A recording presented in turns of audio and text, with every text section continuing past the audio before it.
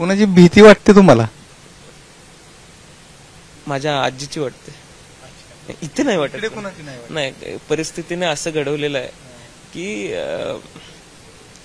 घाबरलो असतो तर कदाचित तुमच्यासमोर बसलो नसतो किंवा तुम्हालाही माझा इंटरव्ह्यू घेऊ वाटला नसता. घाबरलो नाही म्हणूनच कुटुंब इथपर्यंत येऊ शकलो, पुन्हा आम्ही उभा राहू शकलो. आणि आता घाबरलो म्हणजे परिस्थिती अडचणीची होती त्यावेळेस घाबरलो नाही, आता घाबरून करायचं काय? फार तर फार काय होऊ शकतं, या सगळ्या गोष्टींचा मनामध्ये कधीतरी विचार करत असताना मनामध्ये येत असतात.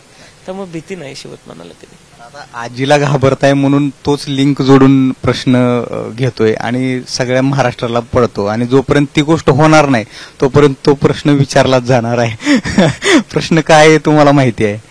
काय ठरतंय की नाही का, आणि कधीपर्यंत काय? अजून वेळ आहे, एवढ्या लवकर करायची आवश्यकता नाही.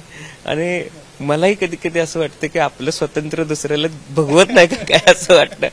विधान भवनामध्ये सुद्धा सगळे आमदार कधी एकत्र बसले की मुद्दाम हाच विषय काढून मला चिमटे काढायचं चालू असतं. म्हणजे मजा असते त्या विषयावर, पण अजून त्या संदर्भातून विचार केलेला नाही. माझ्या घरी 2 बहिणी आहेत, अजून 3 बहिणी आहेत अजून, त्यामुळे त्यांचं एकूण चाललेलं आहे.